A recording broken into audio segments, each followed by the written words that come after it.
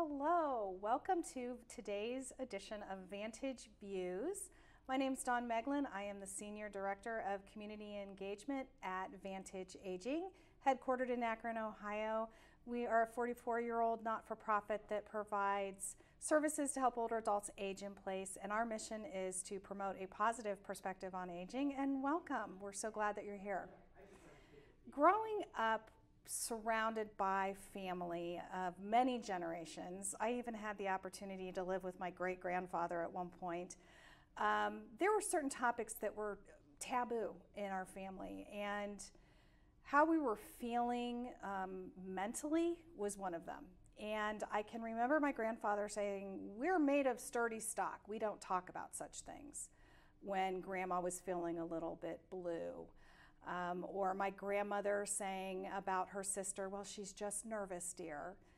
And that was all that was ever spoken about. So many generations have been very uncomfortable with the conversations about their own personal mental health.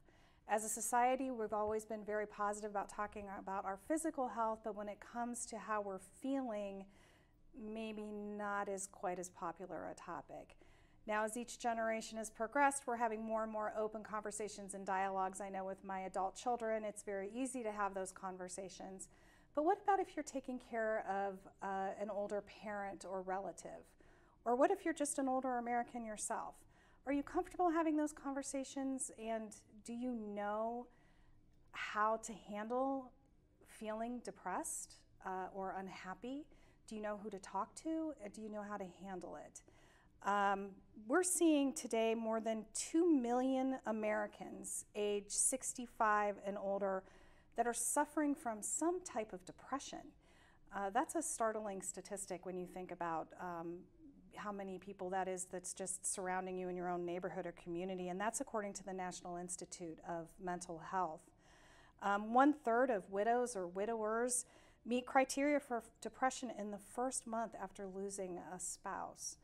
These are things that we don't want to necessarily talk about, but I think sometimes we find it's really helpful when we do have a friend to share that with.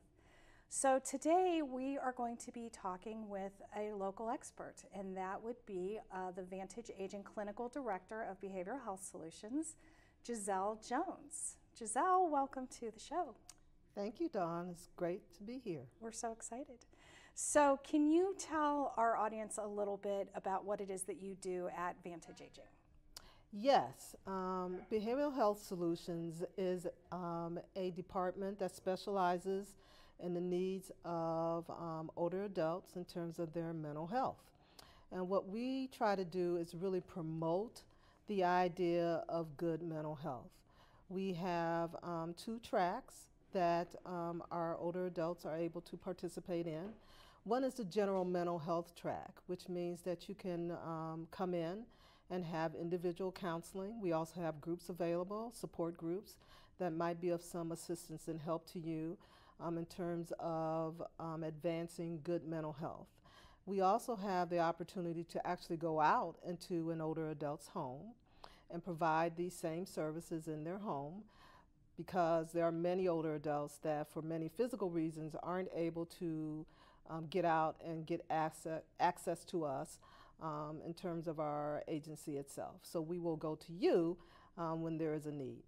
Then we also have the second track, which is our alcohol and drug rehabilitation track. Believe it or not, there are many older adults that suffer from alcohol and drug abuse. Many older adults have problems with medication and have become addicted to their medications. And so we are able to provide supportive services and educational services to help them to get clean and to stay clean and to lead a good quality of life. And those services involve our intensive outpatient treatment services, which is a 4-day program for 8 weeks, as well as some support groups and individual counseling. We can provide all of that for our seniors that have that sort of alcohol and drug treatment problem. Wow, that's a lot. That keeps you busy, doesn't it? Yes, it does. So what are some common mental health issues for older adults?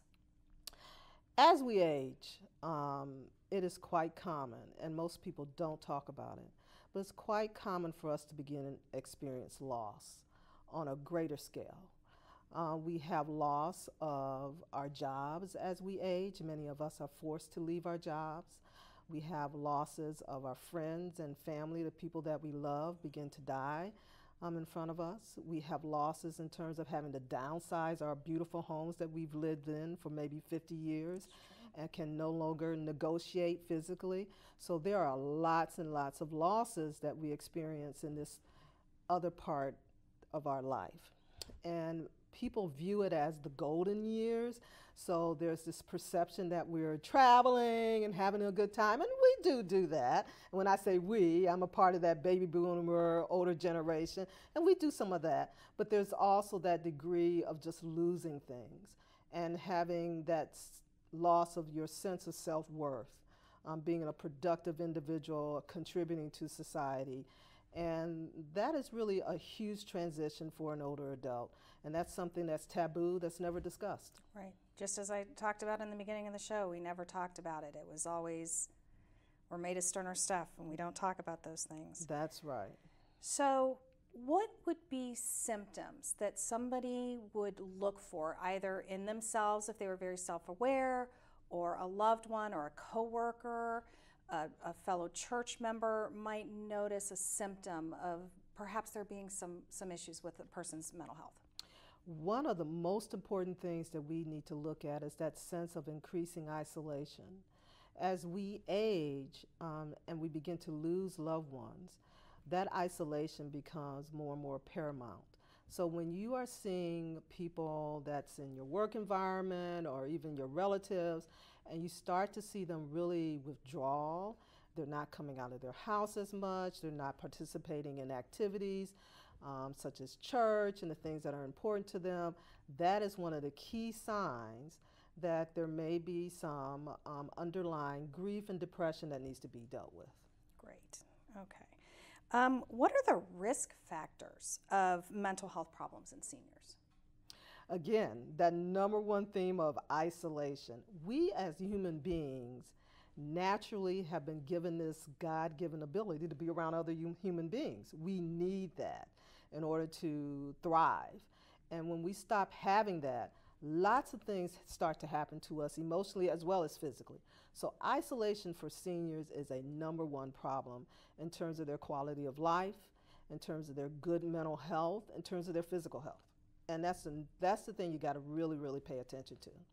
So why do you think it is that mental illness is harder to spot in seniors? Or do you think it is harder to spot in seniors for people? It can sometimes be harder to spot because it can mimic itself in some other physical problems that might be occurring with that senior.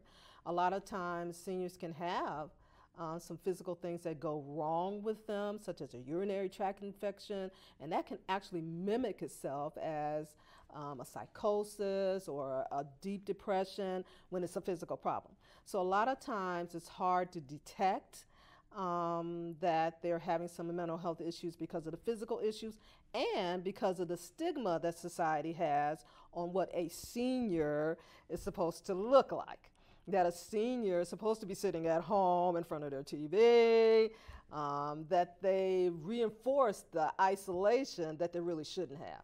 So it's really easy to mimic or think that, oh, they're not really having mental health problems. It's just a normal part of being an older adult. Just part of aging. It's a normal part of aging. When it really isn't. The grumpy old man syndrome. Yes. Yes. Which may be just completely a result of being alone and lonely and maybe hostile. Right. Because you're angry. Why are you so alone? Right. Not having any human contact. Right. We need human contact as human beings. Right. And that can manifest itself into depression if it doesn't. That's fascinating. Yes. So what are some ways to then promote a positive mental health perspective? You know, VANTAGE is all about promoting a positive perspective on aging, and we want to move the narrative away from we don't talk about such things to having open conversations about aging and a positive perspective on mental health. What are some ways that we can do that? I think one of the things that I think is real important is that we need to acknowledge that this part of our life, there is going to be some losses. It's just a natural part of the evolution of how we grow, become adults, and how this third or last part of our life does involve some losses. And we need to be able to acknowledge it and support our seniors in terms of talking to them openly and affirming their feelings. A lot of feelings are not affirmed. They hold them inside. They think they're not supposed to have them. And I think it's real normal for us to grieve and then think about, okay, where do we go from here in that process? Now that we've had these losses, how do I continue to have a decent quality of life? Those are the things that are not discussed among older adults, and we need to be open to discuss them. Right.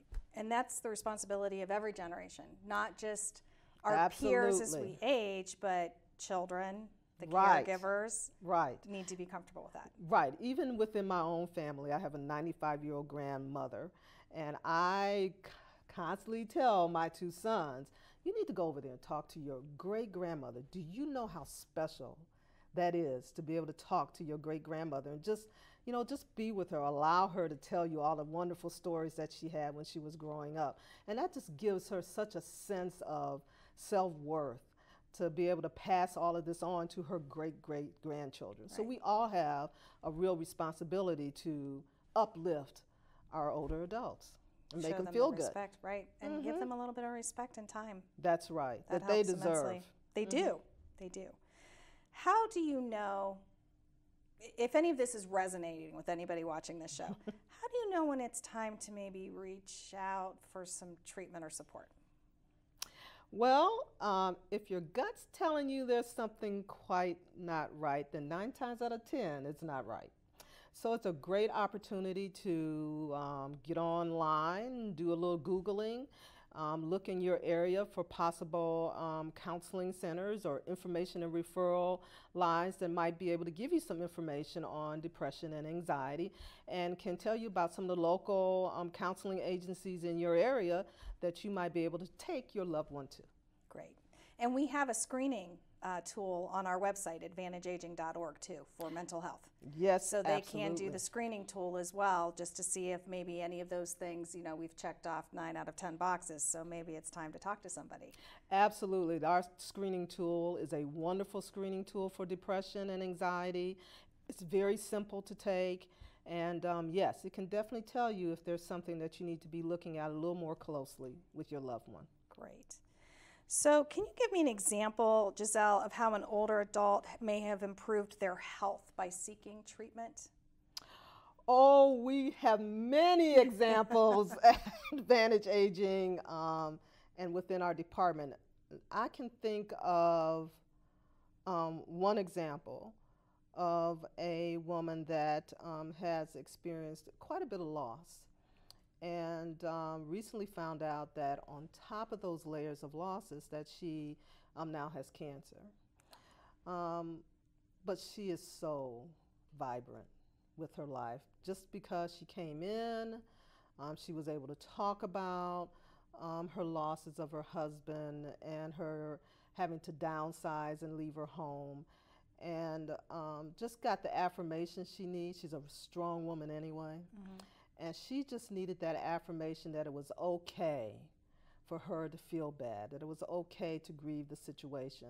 And then she started finding some ways to move on. She was really, really involved in her church, and she is now back involved in her church and doing real well. And despite the fact that she has gotten this cancer diagnosis, she just has a wonderful zest for life and is trying to give back to the community and to the people that she loves. So I just think that Vantage Aging, the Behavioral Health Department, was just very instrumental in getting her back on track to continue the quality of life that she's accustomed to.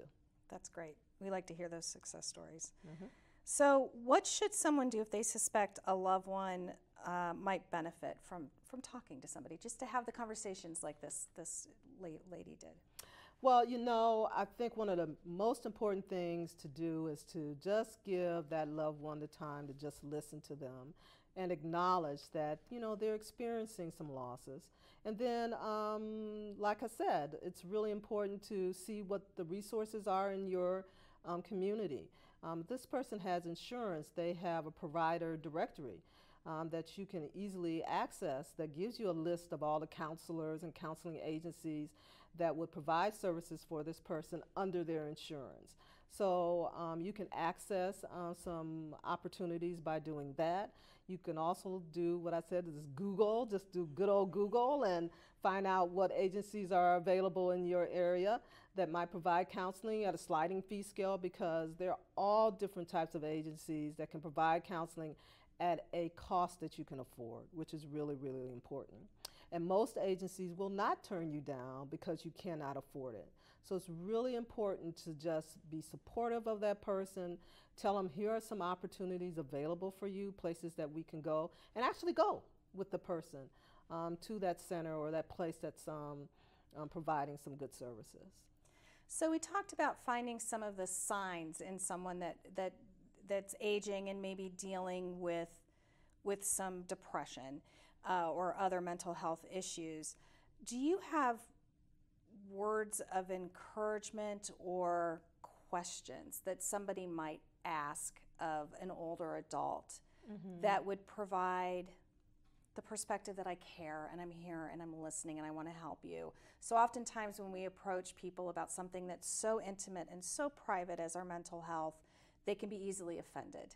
Would you have any suggestions on what would be the approach that you would take with someone that you were concerned about?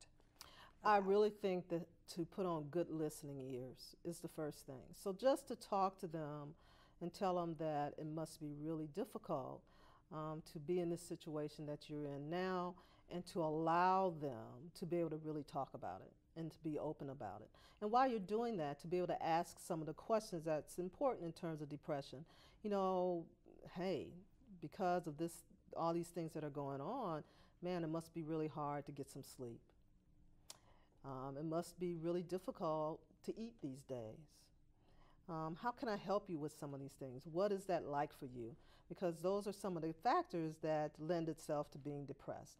Lack of sleep, lack of eating, just that loss of motivation, you know, I just want to stay home and I don't want to deal with anybody anymore. Just openly making kind of those statements as you're allowing that older adult just to talk to you about their experience. Great. So if you have a friend that's maybe not joining you for the card club anymore, somebody in your church that's suddenly not in the pew next to you on Sunday morning worship services, these are some warning signs. If you know that a life happen situation has created loss in this person's life, it's okay to reach out in a caring voice and just ask those kinds of questions to assess if they're okay. Absolutely. And I think one of the things that we often do is that everybody's there when it's time for the immediacy of the loss and when you're there for the funeral and all of the things that go on around the funeral. But when the funeral is over, that is when that person needs you the most. So when you don't see them in that pew, when you don't see them responding to you if they're still working, when you see them absent, that is when they really need you. So that is the time for you to reach out and just say, hey, you know, I've been missing you. How is life these days? And what can I do to help you? Because usually you're just so numb and overwhelmed with your loss initially that you really can't put a finger on it until all of the hoopla around it is over and you have to move on with your life. So just really going out and reaching out to someone is the best thing you can do. Right. And you're not being nosy, you're not being a busybody, you're just being a caring person. Absolutely. Checking in on a friend, a neighbor, a fellow churchgoer, or a loved one that maybe you're caring for. Absolutely. And as I said, once that initial shock is over, they will welcome the idea that you still really care about them enough to reach out to them when all of that initial grief is past and you're dealing with long-term issues of your loss. And of course, we are not promoting the idea of taking on the counseling responsibilities. No, we're not. We want to leave that to the professionals. That's correct. Absolutely. But there are ways that you can provide the listening ear. And maybe that's all they need. Maybe they don't need the professional counseling. Maybe it's just the friendly voice. Absolutely. We all will go through transitions. This is all a part of life. It's the circle of life, so to speak. And sometimes it's just being able to reach out to that person for a little while. That's all they might need, and they can move on with their life. They just need some support. Great.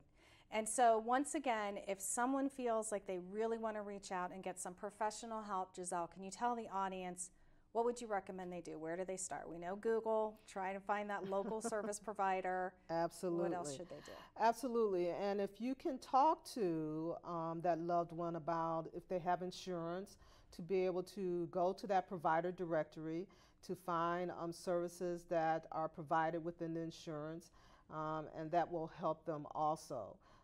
Accessing the community, what's available in the community through Google, and actually calling the agencies themselves, they'll be of great help to you. And there are also a lot of support hotlines that are available. Simply by giving them a call, they can tell you what might be available in your area that you can afford. And of course, we would definitely recommend they call the primary care physician. If nothing else, talk to your doctor. Absolutely, absolutely. Yeah. One of the things that older adults tend to do is not talk to their doctors. Right. So it is very, very important that if you can engage that older adult to talk to the family physician, they will also have recommendations on where they can go.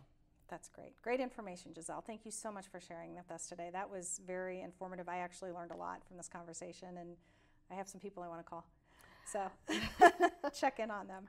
Thank you. Of course, if you're located in Summit or Medina counties and maybe you're feeling lonely or you know somebody that's maybe socially isolated, give us a call and talk to Erica Banks, who's our director of the Retired Senior Volunteer Program, or RSVP, at 330-253-4597. We have a telecare program for Summit Medina County residents, and we'll have a volunteer call and check in on you and talk to you and be that friend over the phone so that you don't feel socially isolated, because that is what affects many of our seniors. We're here to help. As always, we thank you for your time today. We know that's a tough topic and not maybe the funnest thing to discuss, mental health, but it is an important issue. And we appreciate you joining us, and remember that you're not growing older, you're growing bolder. And we thank you for joining us and helping us to promote our positive perspective on aging. Have a great day.